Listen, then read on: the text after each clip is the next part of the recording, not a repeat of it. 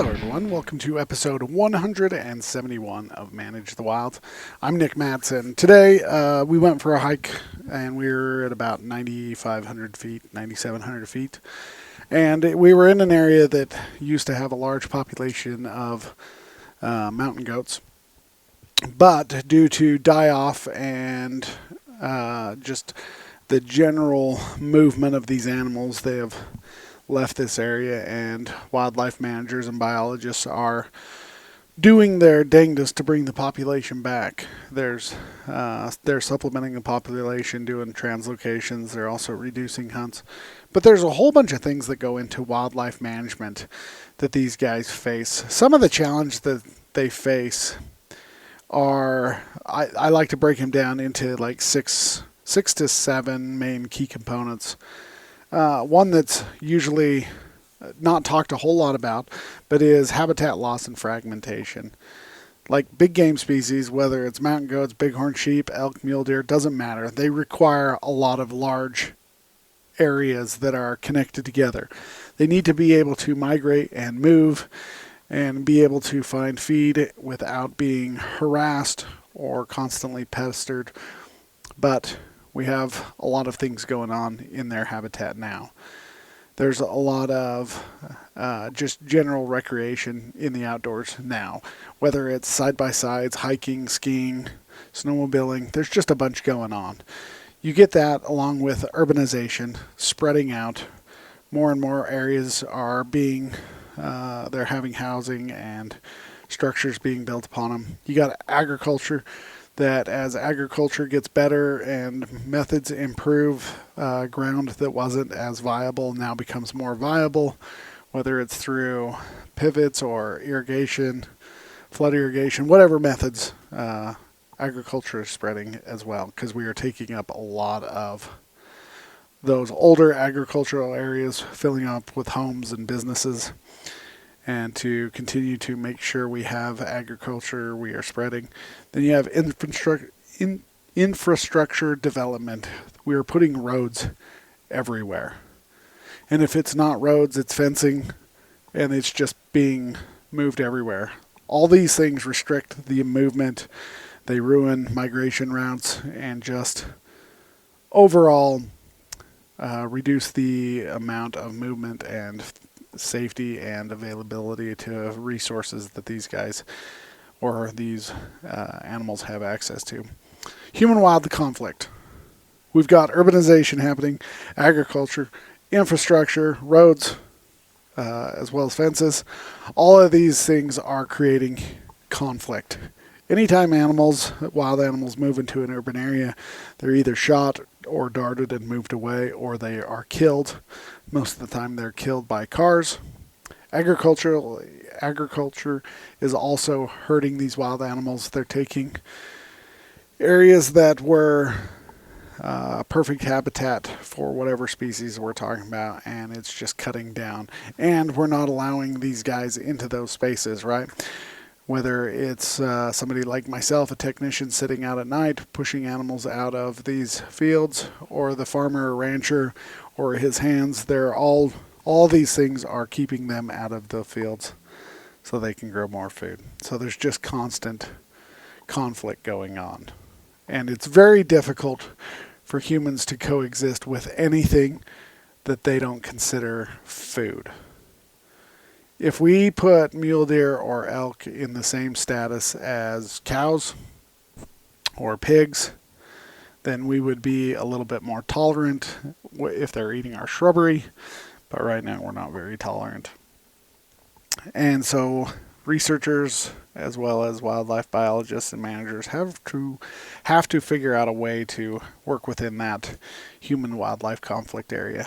Another one that they're facing, that's one side is constantly talked about, the other side is constantly ignored, but that's predation and disease. We love to talk about predators. We love to talk about how to remove predators to help big game populations grow. And we love to talk about how they're the main problem because they're low-hanging fruit. But disease is another one. Whether it's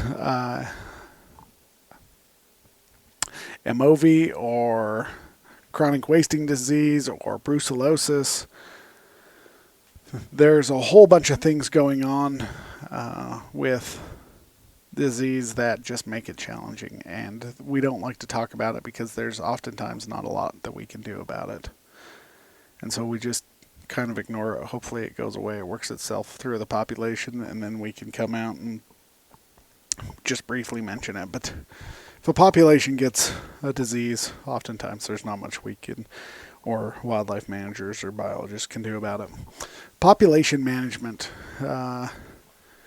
We're either really effective or not effective at all, and it depends on how much private or public ground is within a unit.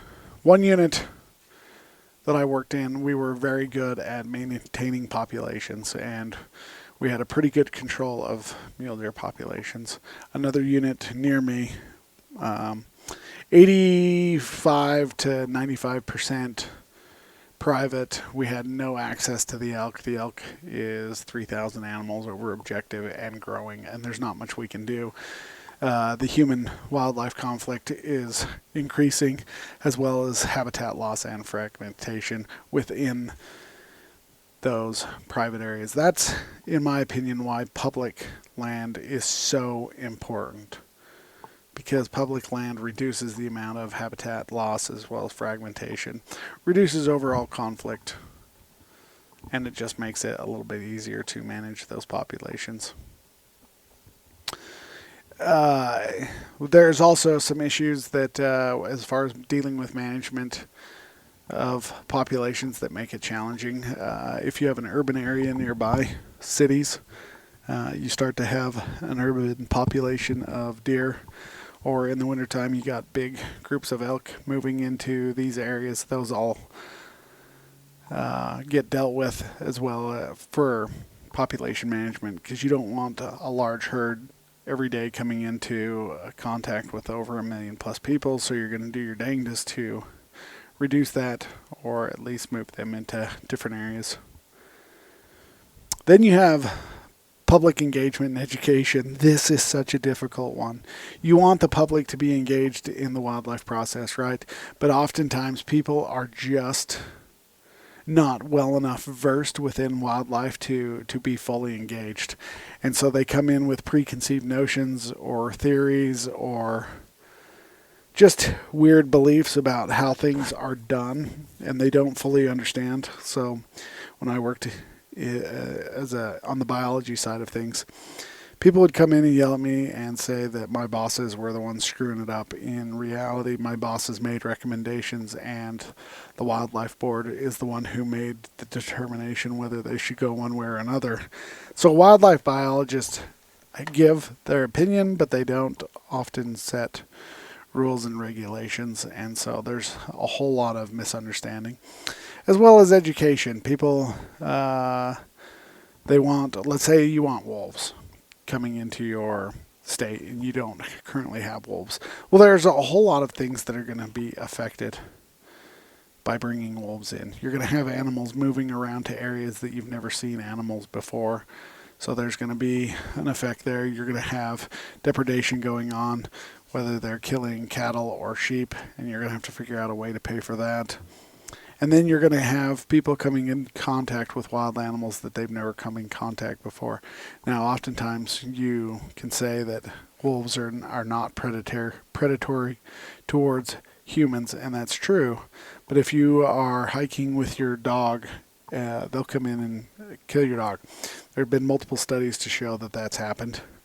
A lot of the times, hunters that are hunting mountain lions don't let their dogs off the leash too far when they are in wolf country, because the wolves will come in and kill the dogs. And so there's a whole lot of things that need to go on. So public education about why we should or shouldn't tolerate an animal, or the reasons that we're having a hard time tolerating, or those different things. And then some of it is just the overall changing culture. We can talk about climate change as part of that, but things are constantly changing in the news and in people's beliefs. It wasn't too long ago where everybody was pro-hunter, and then that started to shift, and there's less and less people hunting. And so in certain states, methods that you could use to control a population you can no longer do. Like California and cougars, you used to could hunt them. Now they're protected. In some states, you can no longer run them with dogs. And if you don't have dogs, it's very difficult to find them. And so again, that reduces your overall success and just makes things a lot more challenging. So there are quite a few things that wildlife managers face when they are going to work on some of these plans, and how do you address all of these concerns, though that is the overall challenge. So it's always an uphill battle. All right, you guys, thanks. Hope you have a great day. Stay wild.